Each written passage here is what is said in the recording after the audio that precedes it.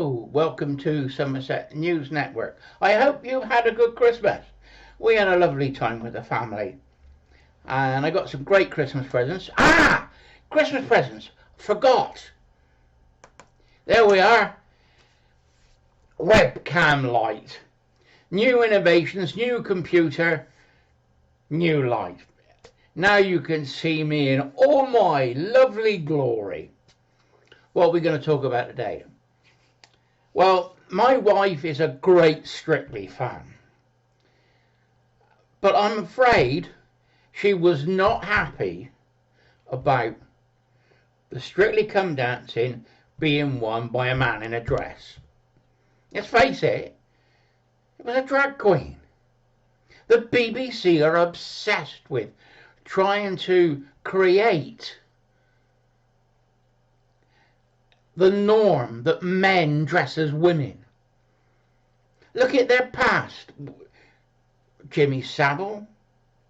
We got Hugh Edwards. We've got the statue on the front of the BBC of a naked boy with a man. Out of the Shakespeare play,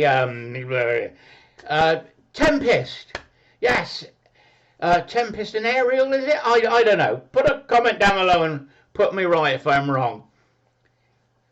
But the boy was a slave to the man. But Shakespeare never said that he was naked. But on the front of the BBC, he's a naked boy. Which poses questions. Why? Hello. Very odd people, some of the BBC. And we've seen it over the years. Now, I know there's been female impersonators on the BBC. That's a totally different story. And what they're trying to do is, because I complained that a drag queen was put in a female place, because normally it's 3 boys and 3 girls. But this year, you had 4 boys and 2 girls. I said it deprived a female celebrity of a place. That was my argument. I wasn't complaining about the drag queen. I was complaining that a man dressed in a dress was taking the place of a female celebrity. Now, we fought for ages to stop men in female sports. You look at the Olympics, we had a man winning the boxing against females. And we've now decided that that's wrong and he's been ousted. But what do the BBC do?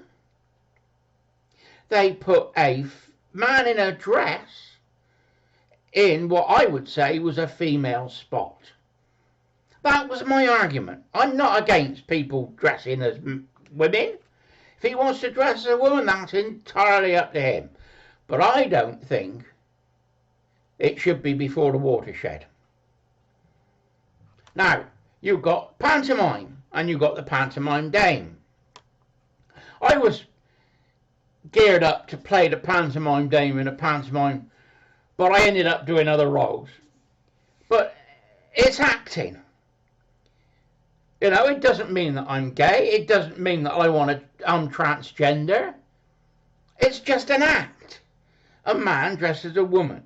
Now, some men are good at being women. Look at Mrs. Brown's boys. Now, you wouldn't say that Mrs. Brown was a good-looking lady. But it's a man in a dress. And he says, occasionally, when people joke, and he said, it's a man in a dress. You know, it's a female personator. You know, but I think it's wrong to sexualize children at a young age, having drag queens in schools. I think it's totally wrong. And I think that we've lost our moral compass in trying to stop it. Now, I'm not transphobic. I'm not homophobic. If you're over 18 and you want to do that, that's entirely up to you. But when it comes to kids, I'm going to scream and shout. I was a youth worker for 10 years. I counselled kids. I was on the management committee for 8 years. And I sort of got some sort of understanding of how kids work. And we've got to protect kids. And the BBC are not doing that. You know, you've only got to look at Jimmy Savile, and I rest my case. Anyway, so, on Boxing Day, I made a comment on Twitter. And it's gone haywire. I only said man in a dress runs strictly and took a place from a female celebrity. I've only got 2 or 3 people having a go at me, saying I got to live with it and I got to get used to it and all the rest of it, and calling me homophobic and transphobic and every phobic name under the sun. But for the one, 3 or 4, maybe 3 or 4 people have had a go at me. I've got over 300 likes. Wow. One of my comments has gone viral. It seems to have touched a nerve. And the majority of people out there who are quiet agree with me by saying they like my comment. Of course, now someone's threatened to report me to the police again. Why? It was my point of view. I had this a year ago. I had a 4-month police investigation. To start with, it was a non-hate crime incident. Then it became malicious communications. But it was a way of harassing me for not towing the woke party line. That's all it is. Even if I'm right, which I am, they think by getting the police to harass me will shut me up. Well, my job has always been to protect kids. And if you ain't on the same bus as me, you're part of the problem.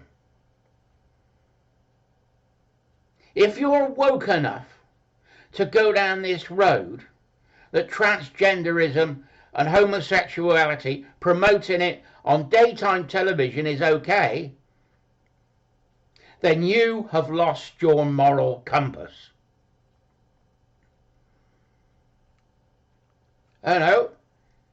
We've got to get to a stage where we can protect children, and we're not doing that. They've got a court case in America now with Diddy and young kids. The same is happening here in this country. The music industry is rife. It's like a gay mafia. And nobody is talking about it. I can't remember the lad's name, but the lead singer out of E17 has had police harassment. He's not working. He's been ostracized because he talks about it. You look at the number of boy bands that have turned out to be gay. It's all part and parcel of design.